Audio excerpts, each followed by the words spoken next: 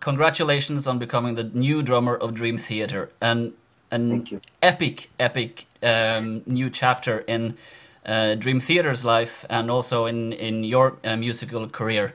Now we've all seen the documentary, so we know the process of how the band auditioned the drummers and eventually how they came to pick you as their new drummer. But I wonder what the audition didn't show that much was how much time did you actually spend on learning the new songs that they told you that you would be playing, and did you learn any additional songs just in case, just in case they'd throw something extra in for good measure? Okay, the answer to those questions, firstly, I had 3 weeks to learn them, but I was away from the drums for 2 of those weeks. I'll explain that. And I didn't learn any extra songs on the drums, but I had many songs outlined just in case. And I made a what if list. What if they ask me if I know anything? What if they test me on certain things? What if they ask me this question? What if I don't have a piece of gear? What if I get no warm-up time? What if this and what if that? And I wrote down an answer for most everything. So that was the basic essence of my preparation, was a what if list. And as an extension of that, I looked at, well, I have 3 songs to learn. I have 3 weeks to do it. What if I'm not at the drums? And certainly I wasn't. I had to spend the very first week going back to Berklee College to begin the semester, which is a gross week. I mean, it's really time-consuming. And I sit in traffic just like everybody else and smell the exhaust everyone else smells and live the same kind of situation that anybody would live, and I'm tired when I come home. I have 2 young kids, so what if? Well, I said, okay, at night I'll write things down, and in the morning before I go to Berklee, I will get up 30 minutes or 1 hour early and just sit behind the kit. When the kids wake up, then I'll play. So I did that. Then I spent a week in South America, 8 days actually, even call it 9 with flights, in South America, brutally tired doing drum clinics, and all I could do was listen to the songs. So then I came home and I had a full week on the kit plus 2 days. And I can tell you that one day or 2 days before the audition, I basically have tried to block some of the songs because it was difficult for me. But 2 days before, I basically couldn't play The Spirit Carries On to save my life. I was like, oh my gosh, I'm writing down and trying it, because that's the thing about learning songs. You gotta play. You have to play. Exactly. Listening doesn't do it. So that's what happened. Cool. Now, we all saw, that we saw you played during the audition, and you were like the band said as well, that you nailed the songs perfectly. And your approach to learning the songs, was that, did you learn them exactly as they are on the album, or did you maybe listen to some of the live DVDs to see how the take was on the songs when they were played live? I went as note for note as I could with the record. What I mean by that is when I learn songs, I do 2 things. I outline the song with a very specific method. I actually named a course after this at Berklee. I taught a specific course called Rock Repertoire, and what it consisted of was how to get a job, how to win an audition. That's basically what it's about. And I've been teaching it for a long time. The crux of it is how to outline a song, because you don't want to get lost in a song. So that's the first thing that I do, is I count all the bars and notate where I need to notate and just get a picture of it, and then I slow it down to 75% of this regular speed, and then I slow it down to half speed. I can't slow it down to half speed right away. I don't even know what I'm listening to. So those are the 2 things, and I absolutely have to sit and crawl through it and press rewind. I mean, I'm learning tour songs right now, and it's interesting because I'm learning them on the iPhone for a reason. Not that I'm trying to, hey, now, can I get an iPhone endorsement? That would be actually nice.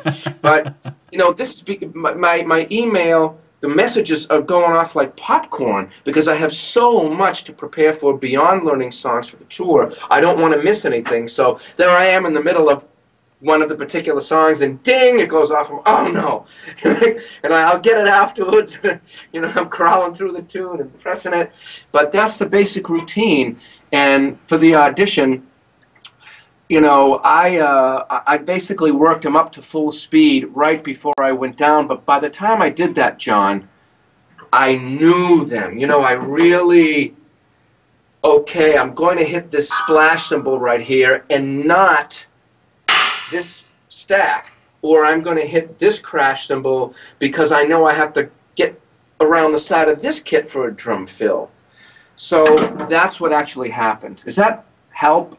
Yeah, that's a really good explanation to your approach. And now I know that you're in the middle of learning the new material right now, both old and new Dream Theater songs. Are there any songs that you can say that you're not prioritizing, or are you looking at the entire catalog?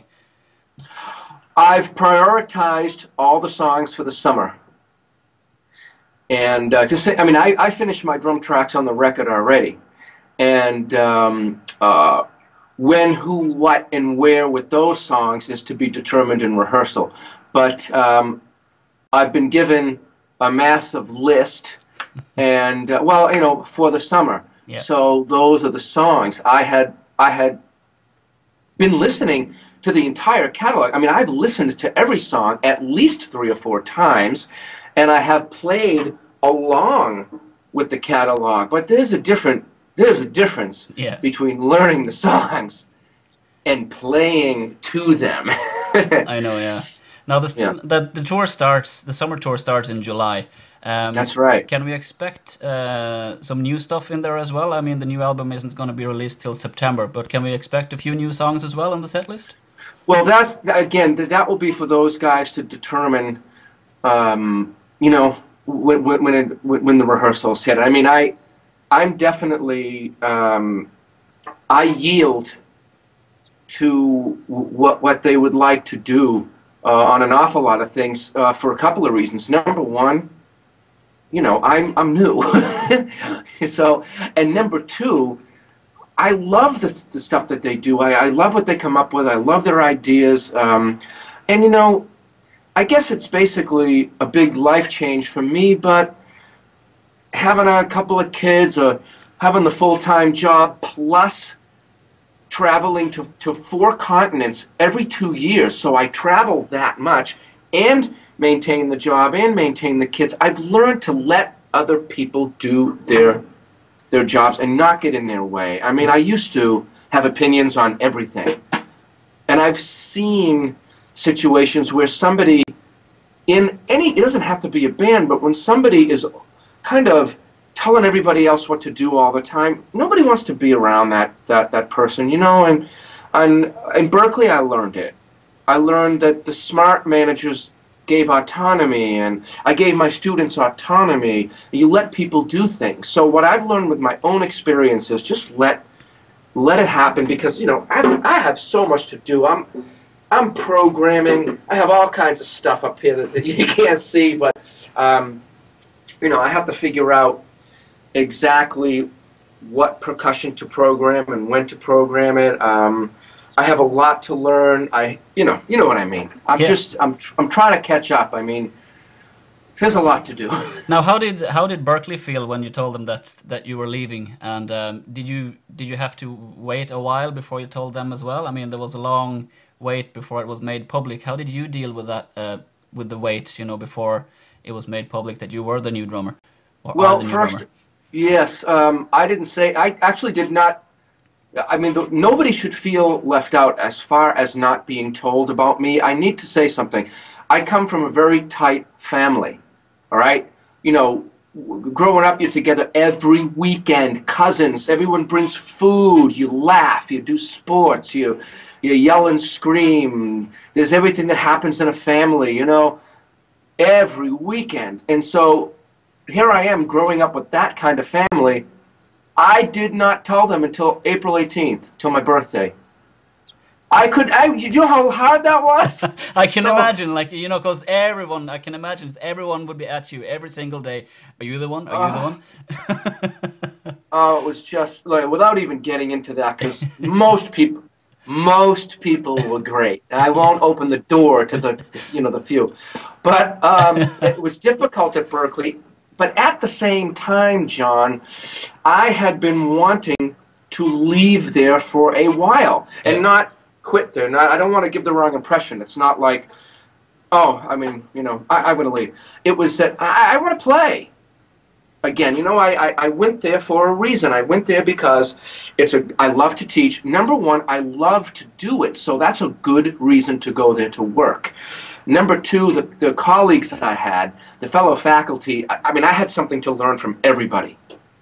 I really did. They all have specialties that I could have taken lessons from a whole bunch of people. But I was also local, and I was able to get married. First of all, I had to meet somebody, so I met somebody. I got married, and I didn't just take off on them. I know musicians that never do that, meaning they're in their bands, and it has nothing to do with whether they get married or not. They get married and they continue on, but that's not how I was brought up. It's like, I got to be around every day.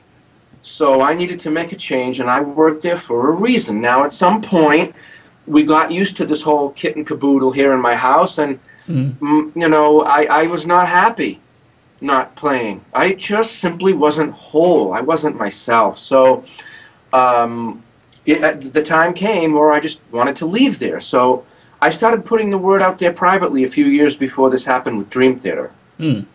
Now, when the time came, it wasn't a surprise. It wasn't like, hey, I got this gig. See you guys. Hey, all you students that I care about a lot. You know what? See you later. It wasn't like that.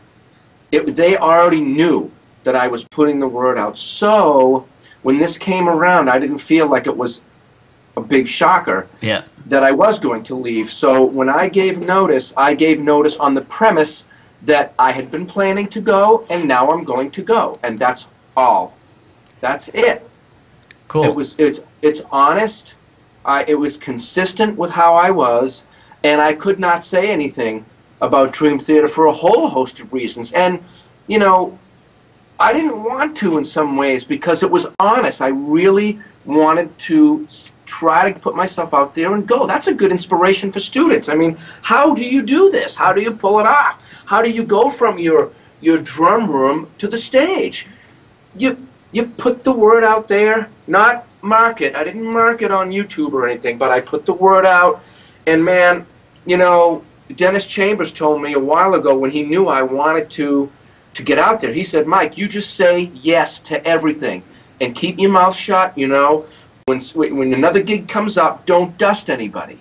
Don't treat anybody. Not that I never did that anyway, but man, the time came and I couldn't say anything. And on that note, it was really killing me because with my students, I know half of their IDs, for crying out loud. I know how they play. Every one of them, when they email me now, oh, do you remember me? I'm like, what? I know what you wore. I know what color your sneakers are. I know what, And that's why I had such a good rapport with them, because I cared so much. So in that way, it was killing me to not tell them. Then my fellow faculty, I was wanting to jump up and down, but that's the story.